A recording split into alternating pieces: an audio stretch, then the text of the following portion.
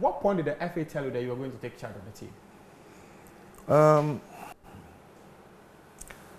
At that time, Ghana, we went to all Afcon games. Yes. In Mozambique. Yes. Maputo, yeah. Yeah, Maputo. And then the management of the FA had confidence in me after winning the gold in Maputo. Was your star player at that Yes. So they thought of giving me the opportunity. And I'll always be grateful to the management at that time, because it's not easy when you're going to play the World Cup qualifier, and then you put the team in the hands of someone who's not handled that level before. And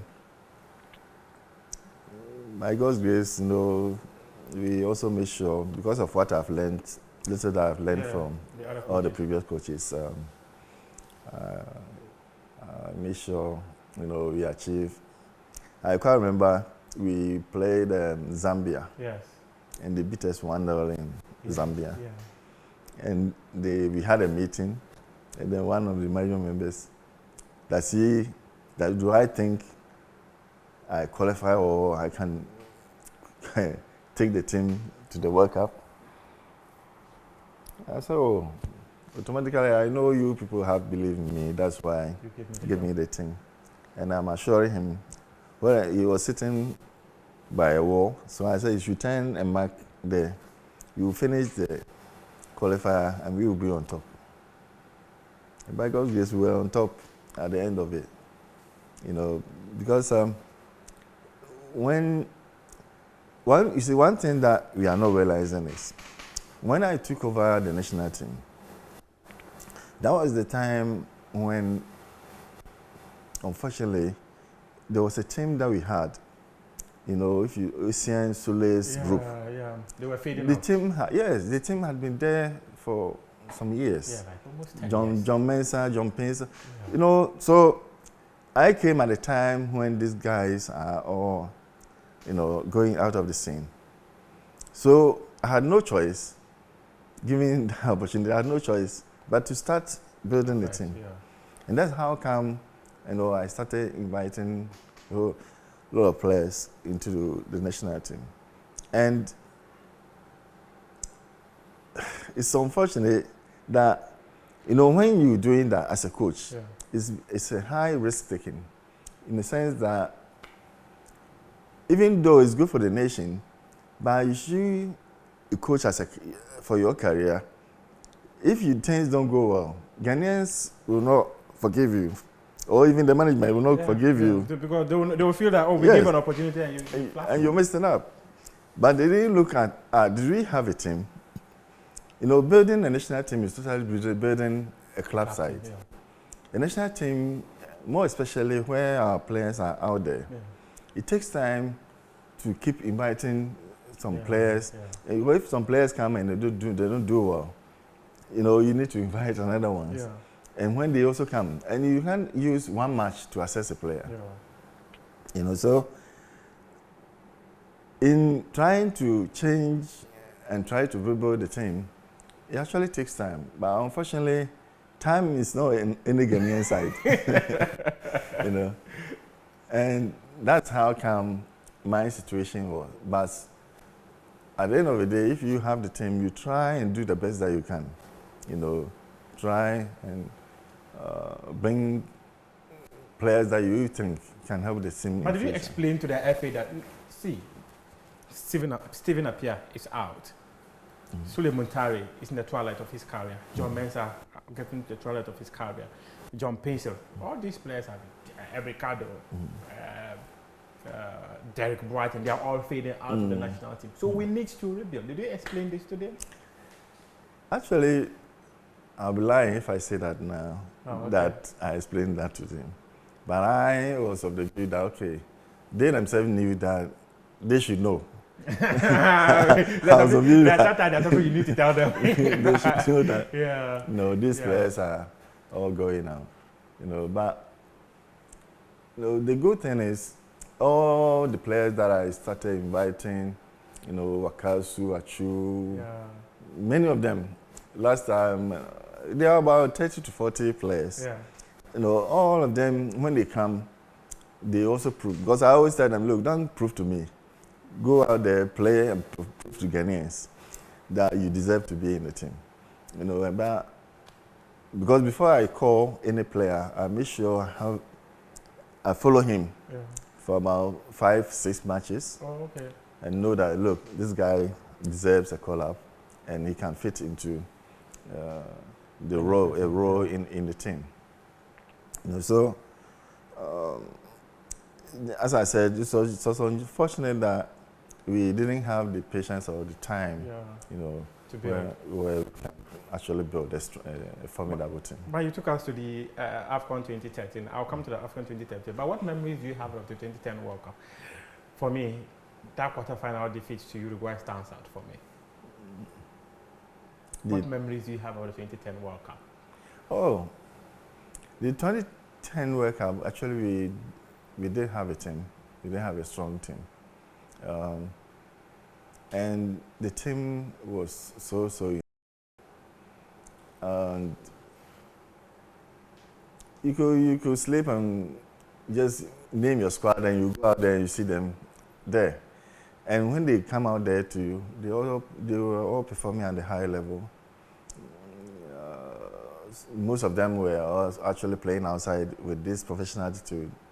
You know, the little that were playing local, you know, they also try to follow their seniors. And see, in coaching aspect, the most important thing is making sure your players you know, are able to play their roles very well.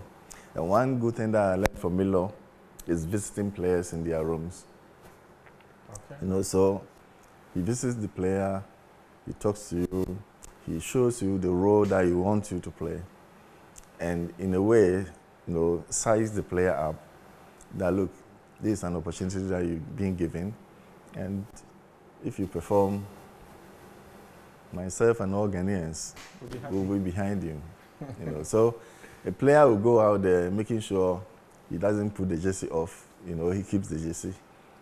You know, when given the chance. What happened in the dressing room after the draw against Australia? I was made to understand that some players were angry and they were breaking water bottles. Against Australia? Australia. I think we drew 1-1 against Australia. Some senior players were angry and they were breaking water bottles because they didn't start. Yeah, most of the time, you know, you face these issues, you know. It happened.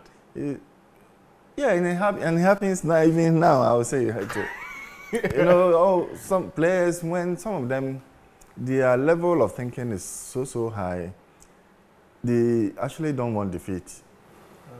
When they go out there and they think they could have won the game, and maybe you keep him on the bench, or you give him 10 or 15 minutes game, they become so pissed off, you know. But you just have to ignore when they calm down, then you talk to them. When they calm down, you talk to them. You were with Milo for the 2010 African Cup? Yeah.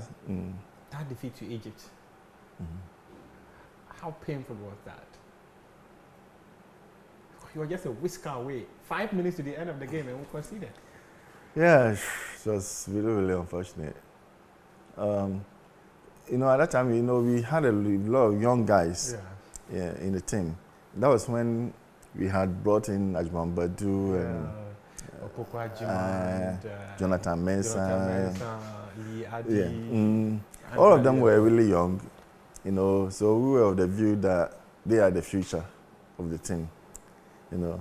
So, unfortunately, we tried and got to the finals, but it was, and you see, getting to the end, we try all our best to get an equalizer, but it was too late, Let's come to you being your own man, which was 2013, Afcon. You were in charge, you were calling the shots, you made the decisions. Before that tournament, you made one of the biggest decisions, dropping Andrew Ayew from the team. Why did you drop Andrew Ayew from the 2013 Afcon? Oh, You see, Andre is my son. Gomi, Abedi's children are my children. My children are Abedi's children. And it relates to all my playmates. Yes. We are brothers. But you see, you always make sure you do the right thing. When I say right thing, I made, a decision that every player should get to camp on, let's say, Friday. And then all the players get there, and you are not there. I called and asked why you were not there. Your reason was accepted. I said, okay, look, I'm giving you Monday, get to camp. Monday, you do not come. So if I've given you extra 2 days and you not turn up. So what was his reason for not turning up for the first time? I don't want to go into details on that. But Okay. you see, it's about setting rules. When you set a date and the player doesn't come, automatically, if you don't react, then what are you telling the other players? Then in future, if you make a call up and they don't feel like coming now, they just stay and come whenever they want. People say that because you dropped his younger brother, Jordan, that was why he didn't come. Did he tell you that? No. He never said anything like that? No. Was it injury? That's why he didn't show up? Was he injured? No, he gave a reason, and myself and the management thought about the reason, if the reason makes sense. So we all thought, okay, let's give him the benefit of the doubt. And then he did not turn up the following Monday, so. You had to drop him? Mm. Was it a big call to make? Yeah, how can you drop the day at that time he was at the peak, But you see, when I took over 2012, 12, yes. My main target was to try and build a two winsome team. Okay, for the national team. 2 separate national teams? Yes. Okay. So now, we don't have a situation where players will think without them, the national team is not there. So it was one of the reasons why I started inviting a whole lot of players, to make sure you have 2 winsome teams. You quite remember players were sometimes, I won't play for the national team again. Yeah. Then all our Ghanaians will put their hands. I'll come to that. So I wanted us to get away from that situations, and make sure if you're not there or you are sick or injured, we have a replacement. Replacement that can play for the nation. Did you get the support of the FA when you decided that Andrew was not coming? Or they tried fighting it? Did they try fighting it? Yeah, some of them were not happy, but I wanted a situation where players will sit up and know that when we give time, time is time. You don't have to give excuses. I do recall that people within the team had told me that you had massive support from the FA to the extent that if you take a decision independently, it stays and everyone must respect it. Did you get that kind of support? Where the FA say, Kwasi, we have given the national team, you are in charge, the call is yours, make that call. You see, one good thing about the management of the FA, Lentership's group, one good thing I learned is they never interfered with my job. And I always also make sure every decision that I take should stay. Because at the end of the day, I'm the coach. If something goes wrong, it's me. Everybody will blame me, not you, the FA member or whatever. So every decision as to who should be captain or who should play any role in the team or who should be invited, should be me. And it's been like that, up to now. Tell me pretty quick. I do recall around that time, despite you saying that you were your old man, you were making the calls, there were times people always said that the FA were forcing players on you. Were they point there? People within the FA tried forcing players on you? See, any time I heard about that, I'm laughing in my head. Really? That they don't know who they're dealing with. Because at the end of the day, look, if you, let's say you are the FA president, and then you tell, Kwasi, pick this player or pick that player for the national team, and I pick them, what do you think of me? You would think, this guy, I'm even showing him which players he should take. And then the player himself, what will the player think? Because the player knows that it's you. Who asked that? Yes, you should be called. So the player will not have any respect for me. So, and I remember we had several meetings with the Black Stars management. Yeah. And most of the time they try to, I go and give them this in the team that and then they will try and interfere. Why didn't you pick this one? Because this one, I'll listen, but at the end of the day, I will not change even one. I remember interestingly, someone told me that you had submitted a certain squad and people went for a meeting. Then other management members were asking questions. When they ask questions, then the FA president question that you will also ask them a follow-up question. Why are you saying this and not that? And all that? Were there things like that? Oh, automatically when you go for, but the president was not part in most meetings. Oh, okay. But at the end of the day, whatever meeting we had, the most important thing, as you being the coach, you should be able to defend as to why you are selecting those players. If you don't give a concrete decision as to why you are inviting them, then automatically you pave the way for questions. So as I said, before I invite any player, I make sure I follow you and make sure you can play a role in the team.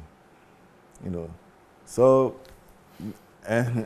Talk to me about the semi-final, Afcon semi-final 2013 against Burkina Faso. Coach, what happened? You see, in football, sometimes you might be thinking, this game, you go in and win easily. And most of the time, you don't get it the way you want, and in this situation, we had to go to penalties. Yeah. When it comes to penalties, anything can happen. It can come to your side or the other side. But saying that particular game, I think we should have won. But it was just unfortunate. We didn't have some players in there. Sometimes some players with high calibers can change the situation at any given time. But then this is where you needed Andre Ayew, but you had dropped him. Sometimes, it's a player that can, like, for instance, if Messi is in your team, he can make a big difference. Yes. In the same way, you might ask yourself, if Messi is injured, will the team go or team stay there, or we can't play because Messi is upset. So at any given time, you make sure you take a decision, and then the decision should stay, irrespective of whoever is involved. I need us to bring the conversation. So I don't want us to go through the qualifiers for the World Cup sequentially, but there's one game. Ghana 6, Egypt 2. Mahayara Sports Stadium. 6-1? 6-2. Oh. Then the 6-2, before we went there, we beat them, and they beat us 2-1, I recall. How did you do it? Beating Egypt 6-2. That particular game. What memories do you have of it? Can you take us through that? Yeah. I remember, that game was a big game. Every Ghanaian was afraid of the game. Including myself. But we knew that that was the only game that we could find means to qualify to the World Cup. And for that reason, I had to, I had then watched the Egyptian team, all their matches that they've been playing, and by then they had not lost any game. Yeah. So I looked at where the loopholes are, their weak areas, and their strong points, their strong areas in the team. So that's where I decided to shift some players around. Yeah. And that was the first time I brought Sule Muntari in the middle to play with ACN. And in fact, you had brought Michael Essien back to the national team because he had been away for a long time. Yeah, I had to go and speak to him and get him back, because I needed him at that time. And that game, I had to shift Opare. Yeah.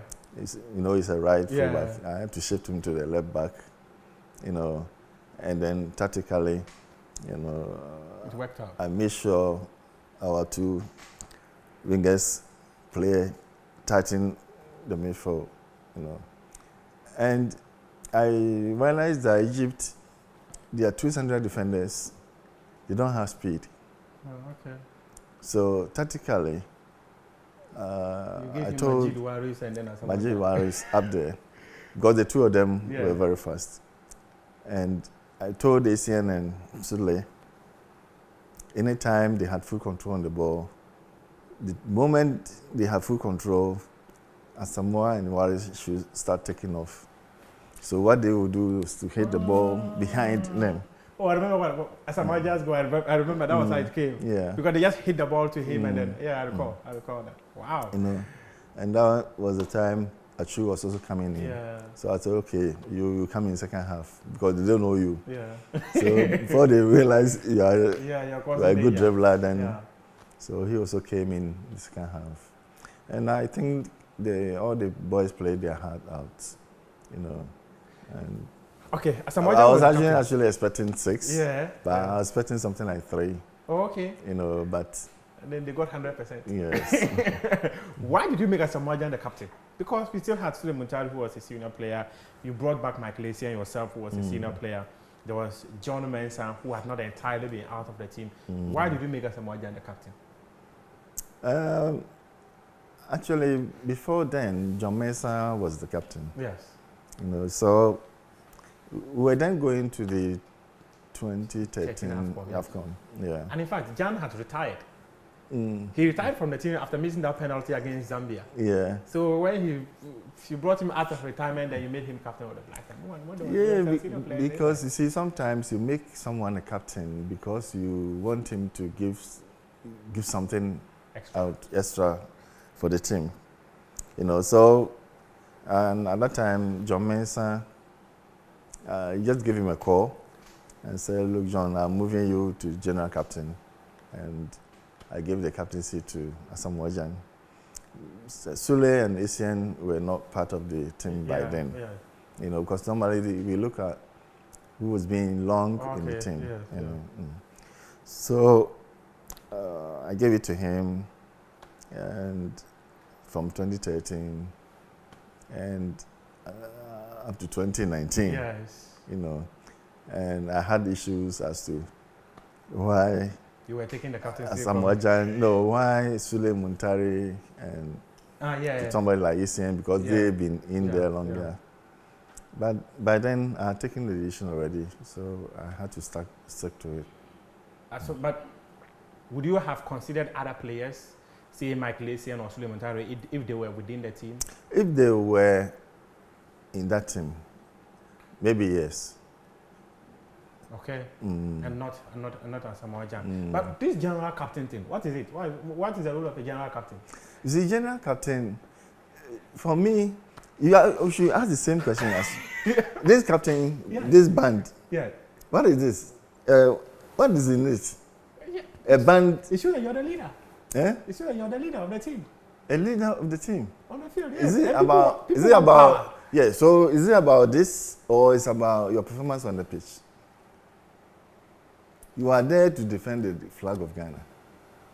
And you are thinking about this? So if this is not necessary, then there's no need to even tell someone that you're a general captain. So just tell them, okay, I'm not calling you to the national team again. Your career is over. So what's this thing of making you a general captain? You see, a general captain, because as I said earlier, during our time or it's been there, and the general captain becomes like, you become like a patron. Yeah. You know, a patron does not actively get himself involved. Yes, but he makes sure things are okay.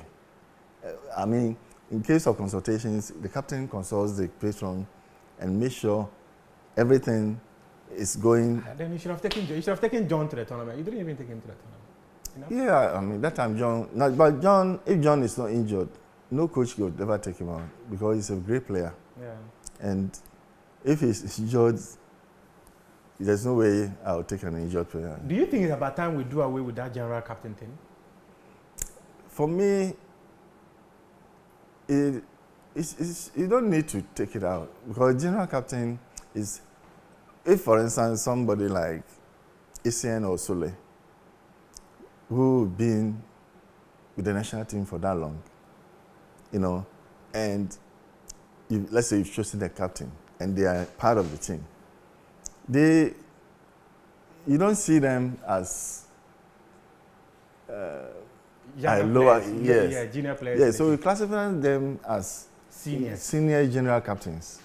You know, general captain does not necessarily mean you should put a banner on them.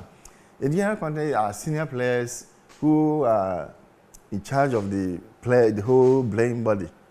You know, so the general captains, that's like the most senior ones who are there to help the captain. No, almost all senior players in the team should be considered general captains. Or no, it depends on how you want to define them. Yes. Okay. Because sometimes some people could be in the team for a long time, but they are not captains. Oh yes. Yeah. Yes. Could be good, very good players, but it happens. It happens. That's very true. Let's talk about the 2014 World Cup. And in fact, I remember. Did you have issues with Sule Muntari? Because I do recall media reports that you substituted him and he was angry and what? Sule? Yeah, Sule. I've never had any issue with Sule. Which game was this? The qualifiers for the 2014 World Cup. I don't know whether it was Sudan that he was substituted. Then we heard reports that time, you know, we were playing with it was a South African team. Yeah. It was one of the teams. Or was it Lesotho? I think so. I think Lesotho. So he was substituted and he was not happy. So he got angry and walked straight to the dressing room. So in actual fact, I was not happy that he did that because normally you should be sitting there watching the game, you know. But at the end of the day, I took my own decision. Did you try punishing him? Did you consider punishing him for that? For some time, he was not invited. That was his punishment? I mean, he will not be invited. And if you don't show any remorse, then you will stay out there. Wow. So because we have millions of Ghanaians. Yeah. You know, many of them want to play. You know, so if you decide, okay, you want to be your own man, your own boss. Okay. Then came the 2014 World Cup.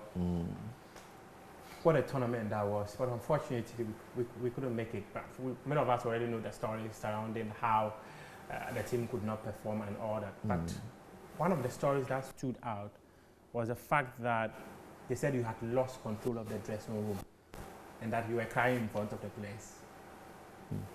When you say you've lost control in the dressing room, I don't know actually what it means. What it means, because if someone who's lost control in the dressing room is someone who cannot control the players.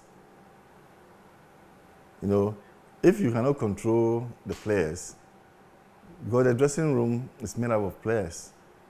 So if you cannot control the players, then we classify you as, okay, you've lost control. Secondly, when there are some people in this life that are very emotional. Yeah.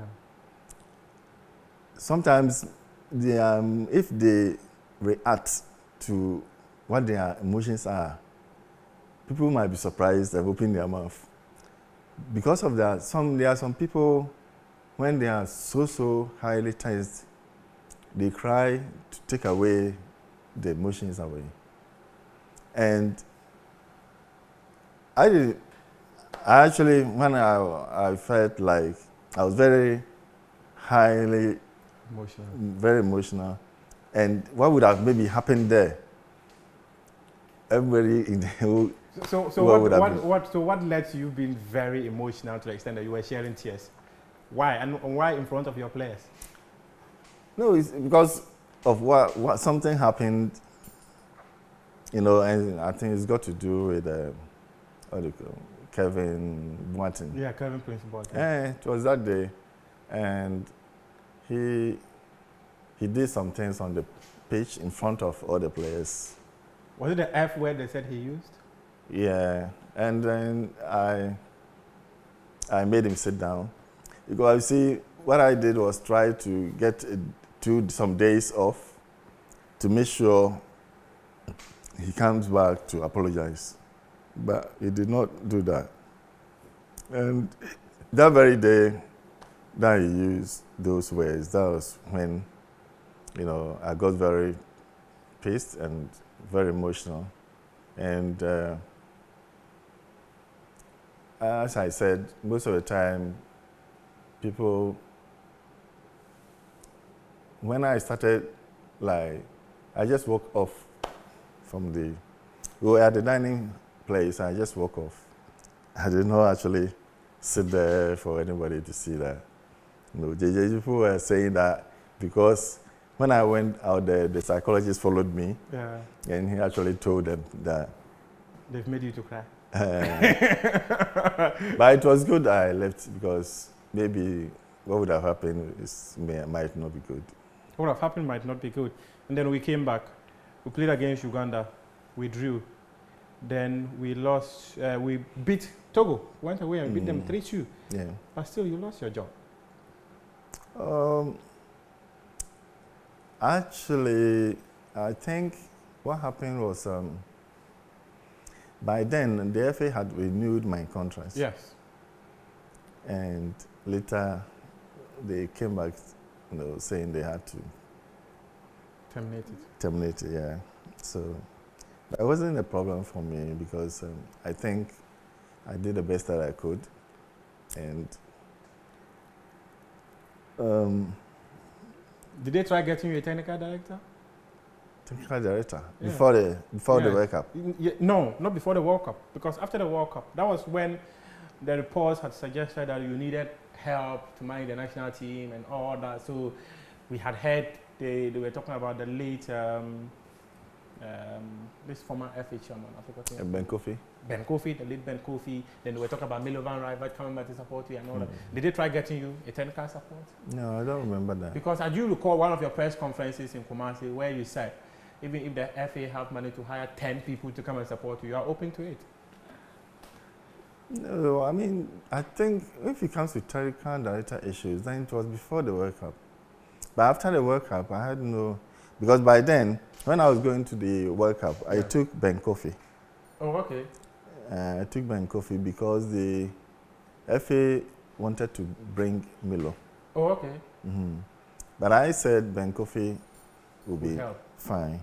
And even with him, because I have my video analyst, modern football, the analyst is able to give you more detailed information. So that was bad. I don't recall anything after the World Cup. After the World Cup. No. Perfect. But in your book, you stated in the book that the decision for you to be sacked as Black Stars coach prior to the 2015 Afcon was a presidential decision? No. You see, that was the mistake people are. If you read the book well, yes, the book is saying that I was told. You were told that it's a presidential decision. Yeah, I was told that the decision is not from them. It's not from the FA. Uh-huh. But it's from.